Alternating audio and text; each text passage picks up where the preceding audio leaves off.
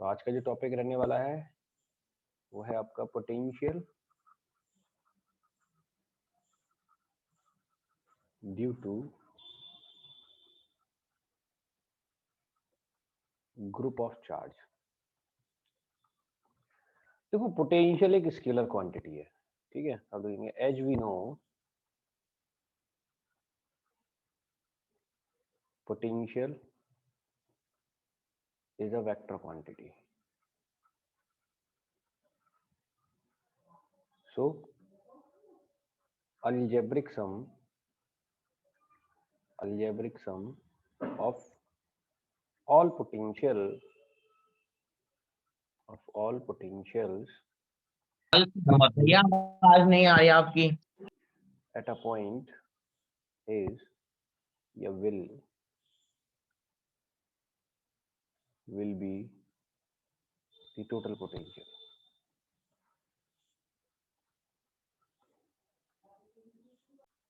Scalar quantity लिखना, vector नहीं है, स्केलर क्वांटिटी, ठीक है। तो पोटेंशियल स्केलर क्वांटिटी, तो अलजेब्रिक सम जो हम करते हैं ना वो स्केलर का करते हैं, और वेक्टर सम करते हैं वेक्टर क्वांटिटीज का। देखिए तो फिर पोटेंशियल क्या स्केलर क्वांटिटी। अब मान लीजिए आपके पास ना एक चार्ज यहाँ पर है Q1, एक चार्ज यहाँ पर है Q2, एक चार्ज आपके पास -Q3 मान लीजिए, एक चार्ज है Q4, ऐसे बहुत सारे चार्ज होंगे और ये पॉइंट है। अब ये जो पॉइंट है Q1 से R1 डिस्टेंस पर है, Q2 से R2 डिस्टेंस पर है, Q3 से मान लो R3 डिस्टेंस पर है, Q4 से मान लो R4 डिस्टेंस पर, ऐसे जितने भी चार्ज होंगे उनसे डिस्टेंस आती जाएगी। तो आप सिंपली करेंगे potential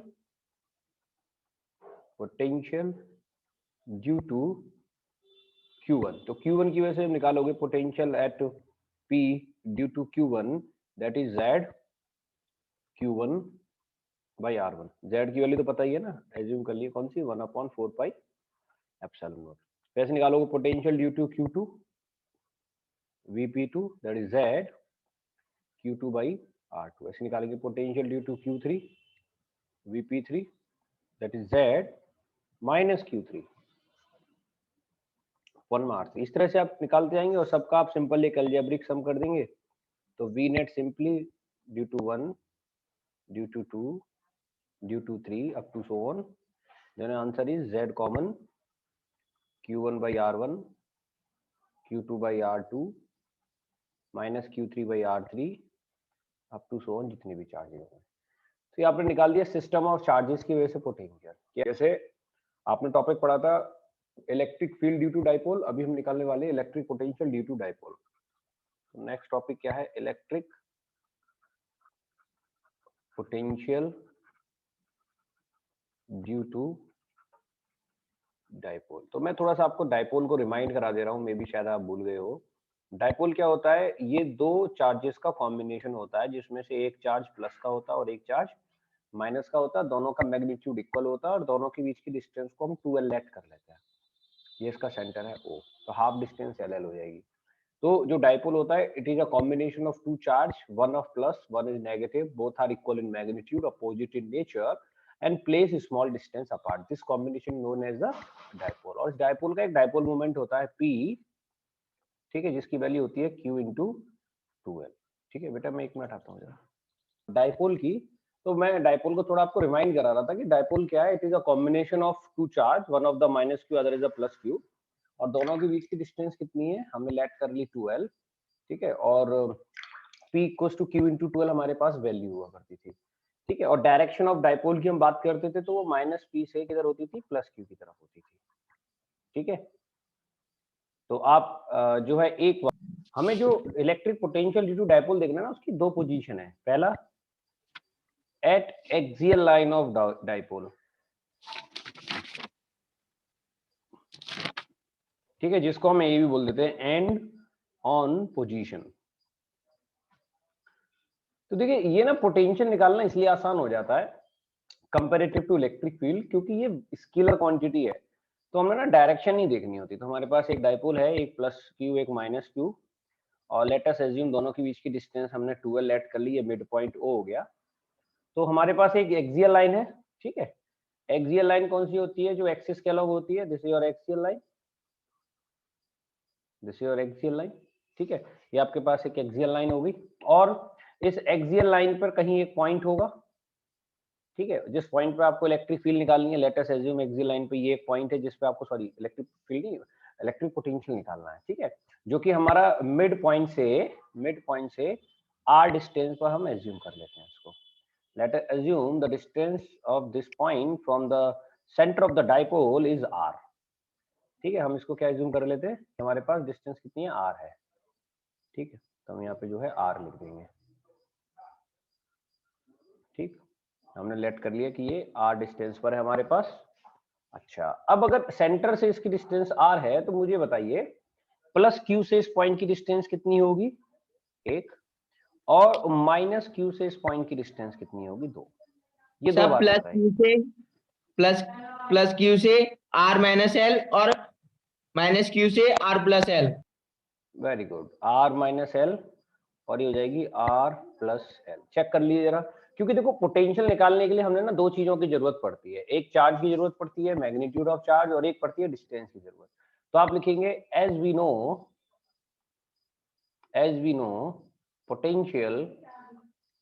potential due to plus q charge, या आप पहले एक जनरल फॉर्मूला लिख दे, potential due to point charge,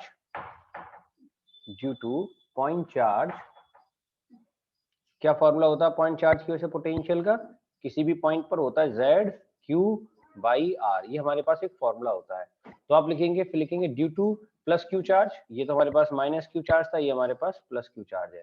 तो आप लिखेंगे due to plus q charge, ठीक है, जिसको हम कह देंगे V प्लस Q। उसकी वैल्यू कितनी हो जाएगी, Z Q बाई डिस्टेंस कितनी है प्लस Q से हमारे पास R माइनस एल, ओके। और फिर आप निकालेंगे due to minus Q charge, same due to minus Q charge की वजह से हमारे पास आएगी V due to minus Q is equal to Z। अब देखो स्केलर क्वांटिटी तो विद साइन प्लेस करेंगे, minus Q over R plus L. तो हमें ना इसी पॉइंट पर दो पोटेंशियल मिल गए, एक मिल गया V प्लस क्यू, एक मिल गया V due to minus Q. तो हमने कहा स्केलर क्वांटिटी है तो V नेट कितना हो जाएगा, सिंपल एक अलजेब्रिक सम होगा, इस बार हमें डायरेक्शन नहीं देखनी, यही हमारे लिए अच्छी बात है इसमें, ठीक है। तो V ऑफ प्लस क्यू की वैल्यू कितनी है, Z Q by R minus L plus Z of minus Q by R plus L. देखो फिजिक्स यहाँ खत्म हो चुकी है बेटा, अब यहाँ से एक मैथमेटिकल पार्ट है जो आपको मैथमेटिक्स परफॉर्म करनी है। तो यहाँ से अगर आप देखें V नेट निकालेंगे तो Z क्यू कॉमन आ गया, 1 upon R minus L minus 1 upon R plus L, ठीक है। तो एलसीएम कितना हो जाएगा बेटा, अब बाकी काम वही चल रहा है, R minus L R plus L, तो मल्टीप्लाई हो जाएगा R minus L R plus L, इधर हो जाएगा R plus L minus R minus L, ठीक है। तो यहाँ से हो जाएगा V net is equal to, देखो यहाँ आर से आर कट गया, एल माइनस माइनस प्लस हो जाएगा, तो ऊपर क्या बचेगा, कितना बचेगा, देखो जेड क्यू तो रह गया था साथ में, जेड क्यू का और मल्टीप्लाई कर लेंगे, तो ऊपर बचेगा एक तो 12 multiplied by Z Q over A minus B A plus B, A square minus B square. आप लिख देंगे since A minus B A plus B formula होता है A square minus B square का, तो ये हमारे पास फॉर्मूला आ गया। बट ये अभी ना डायपोल के लिए नहीं है, क्योंकि डायपोल वाली बात ही नहीं आ रही, क्योंकि डायपोल के लिए तो पी आना चाहिए ना आंसर में। तो हम लिखेंगे इफ, कंडीशन आपने वहां भी किया था, if R is much greater than as compared to 2L, then L square can be neglected। तो L square को जैसे आप जीरो डालेंगे, L square क्या करेंगे हम, जीरो डालेंगे, तो हमारे पास जो V नेट की वैल्यू आएगी, देखो Z इंटू में Q इंटू में 2L, तो Q इंटू 2L को हम क्या लिख देंगे, फिर P लिख देंगे। देखो जरा Q इंटू 2L किसके बराबर होता है, P। तो Q इंटू 2L को हमने क्या लिख दिया, P, और नीचे L स्क्वायर नेग्लेक्ट हो गया तो क्या बचा, R square. Then your final answer is, Z की वैल्यू क्या है, 1 अपॉन 4 पाई एप्सिलॉन नॉट, और Q इंटू 2L को आपने क्या लिख दिया, P अपॉन में R square. This your V net, ठीक है। तो चेक कर लो जरा हमने क्या किया है, क्या प्रोसेस। हाँ दूसरा इसमें जो हमारे पास था, B at equatorial line of dipole जिसका दूसरा नाम ब्रॉड ऑन पोजीशन भी होता है। ठीक है, तो उसमें अगेन आपके पास एक डाइपोल है, ये माइनस क्यू और ये प्लस क्यू का कॉम्बिनेशन हो गया है ना, ये दोनों का सेंटर हो गया ओ, दोनों के बीच की डिस्टेंस हमने 2L लेट कर ली। तो अभी जो हमारे पास इक्वेटोरियल लाइन होती है वो कौन सी होगी, वो ये वाली होगी ना।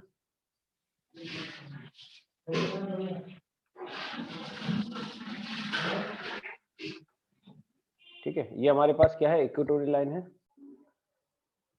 तो मान लीजिए इस लाइन पे कोई पॉइंट होगा यहाँ पर P, जिस पे जो कि r डिस्टेंस पर है, हमें इस पर क्या निकालना है, इलेक्ट्रिक पोटेंशियल निकालना है। ठीक है, तो करिए जरा इसको, अब तो डायग्राम समझ में आ गया ना। हमें पोटेंशियल निकालने के लिए दो चीजों की जरूरत होती है, एक चार्ज और एक चार्ज से पॉइंट के बीच की डिस्टेंस। यानी कि अगर हम माइनस क्यू की वजह से इस पॉइंट पे पोटेंशियल निकालना चाहते हैं तो हमें एक चार्ज की जरूरत पड़ेगी और एक इस डिस्टेंस की जरूरत पड़ेगी, ये जो डिस्टेंस है ना, ये वाली। तो इस डिस्टेंस को पाइथागोरस थ्योरम लगा के निकाल सकता हूँ। टोटल डिस्टेंस 2L है तो हाफ डिस्टेंस L, ये R हो जाएगा, तो ये निकल के आएगी अंडर रूट में R square plus L square. ठीक है, ऐसे अगर मैं इस डिस्टेंस को निकालूंगा प्लस क्यू की वजह से निकालूंगा तो ये R और ये भी L होगी, तो ये भी डिस्टेंस निकल के आएगी R square plus L square. तो हम सबसे पहले निकालेंगे potential due to plus Q at point P, यानी कि V due to plus Q that is Z plus Q, यानी चार्ज आपका अपॉन में distance that is under root में R square plus L square. ऐसे आप निकालेंगे potential due to minus Q, potential due to minus Q at point P, minus q at point P, that is V due to minus q is equals to Z minus q over under root में R square plus L square।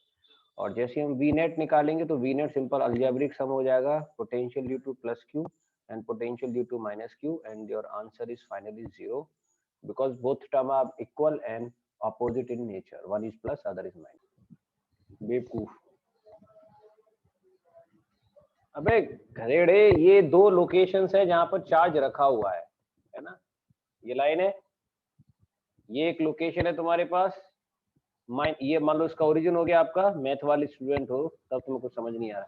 ये X coordinate है, let करो this is -10,0 here an electron is placed, that is assume here. एक coordinate है +10,0 somewhere here, and there is a proton is placed like P, ठीक है, respectively. Find the potential due to both at +20,0, +20,0 somewhere point P, जो भी आपका point होगा। ठीक है, यहाँ पर कितना है, +20,0 पे ओरिजिन से। ठीक, तो आपको यहाँ पर क्या निकालना है, पोटेंशियल निकालना है ड्यू टू बोथ।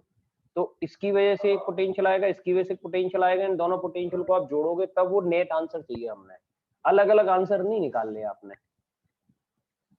तो पोटेंशियल ड्यू टू इलेक्ट्रॉन कितना आएगा, Z चार्ज ऑफ इलेक्ट्रॉन कितना होता है, -1.6 × 10⁻⁻19 डिवाइडेड बाय डिस्टेंस कितनी हो जाएगी, यहाँ से यहाँ तक की, ओरिजिन से 20 है, +10 और ऐड कर लोगे कितनी हो जाएगी, 30।